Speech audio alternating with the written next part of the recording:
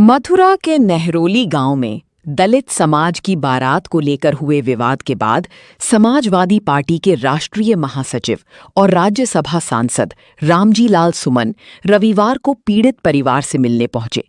उन्होंने परिवार से मुलाकात कर घटना की जानकारी ली और उन्हें न्याय का भरोसा दिलाया।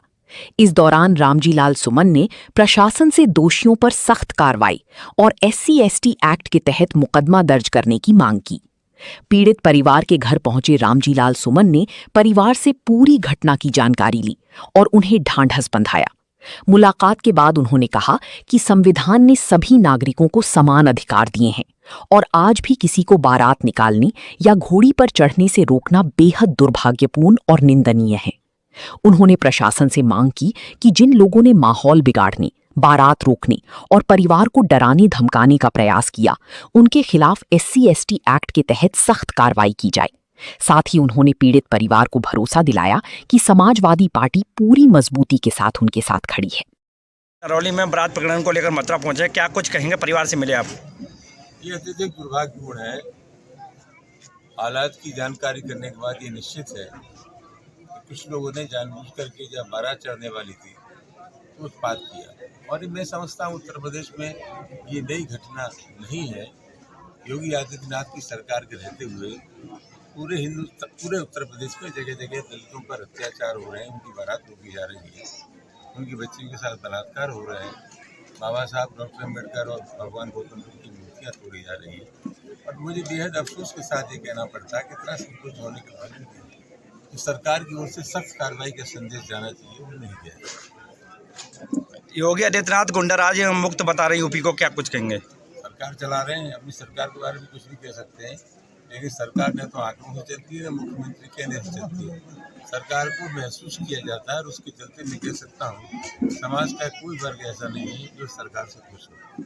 यहाँ आने के बाद ये भी पता चला कि जो लोग टोटल थे उनका डॉक्यूमेंट नहीं किया गया। और सबसे महत्वपूर्ण बात यह है, अच्छी पुलिस वो होती है जो कम से कम बल का प्रयोग करके हालात पर नियंत्रित करती है। यह बेतहाशा शक्ति का प्रयोग किया गया है जिसकी कोई आवश्यकता नहीं थी।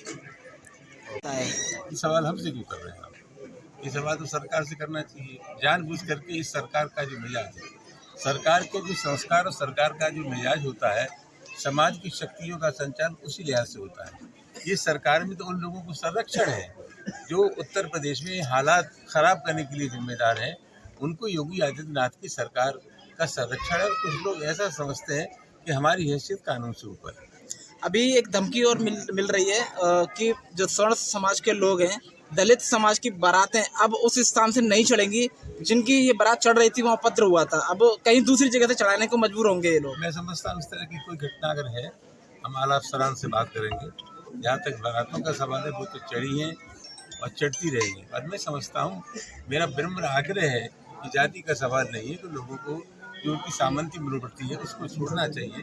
ज़माना बदला है और दलित समाज के लोगों में सम्मान की भूख पैदा हुई है, वो भी सम्मान की ज़िंदगी जीना चाहते हैं। तो लोगों का जो बिगड़ा हुआ मिजाज है, मिजाज ठीक होना चाहिए। सर, एक आखिरी सवाल, ये गांव के जो स्थानीय निवासी जो घर में आराम कर रहे थे, सो रहे थे, पुलिस प्रशासन के द्वारा, उनका आरोप है कि पुलिस प्रशासन के द्वारा उन्हें घर में से खींचकर मारा गया और पीटा गया और उनका मेडिकल अभी तक हुआ नहीं है, क्या कहना चाहेंगे? अभी हमने पुलिस कप्तान है उनसे बात की है कि सबका मेडिकल होना चाहिए। और जैसा मैंने पहले कहा, इतनी शक्ति की आवश्यकता नहीं थी, पुलिस ने बेतहाशा शक्ति का इस्तेमाल किया और ये जो पुलिस कार्य जो है निश्चित रूप से निंदनीय है।